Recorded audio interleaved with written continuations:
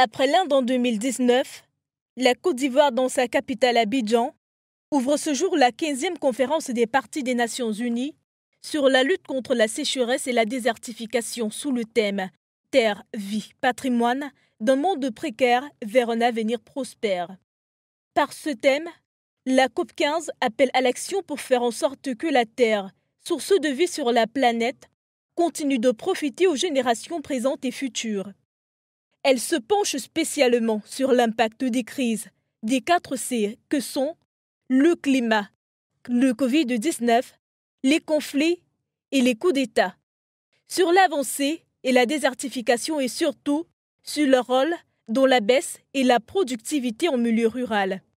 Ce sont là de nouvelles résolutions qui suscitent désormais de nombreuses analyses. L'Afrique aujourd'hui possède 60% de la terre arable dans le monde entier, ce qui explique la ruée vers l'Afrique des grandes puissances mondiales telles que la Chine, les États-Unis, qui investissent beaucoup dans l'agroalimentaire. Mais ce qu'il faut dire, c'est que ces décideurs africains qui sont aujourd'hui à Abidjan doivent tenir compte de cet enjeu. La terre arabe aujourd'hui est un héritage des peuples africains, surtout de la nouvelle génération. Alors, il ne faudrait pas que cette nouvelle génération soit spoliée de cet héritage-là. Voilà tout ce que je peux dire de ce qui se passe actuellement en Côte d'Ivoire. Et c'est l'occasion de saluer le projet de la Grande Muraille Verte. En Afrique, la dégradation des sols pose de plus en plus de problèmes et suscite de nombreuses interrogations. Pour beaucoup, la cause principale n'est ni plus ni moins que la sécheresse. Pourtant, de nombreuses analyses montrent que ces sécheresses ne sont pas les seuls responsables de la dégradation des sols. Car notons que les populations en tout genre liées aux activités humaines détruisent aussi les terres arables.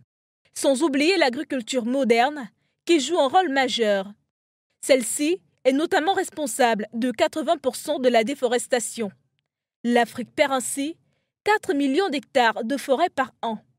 Pourtant, ce sont 6 millions d'hectares de terres supplémentaires qui devront être mis en production chaque année d'ici 2030 pour répondre aux besoins alimentaires de la planète face à l'augmentation de la population.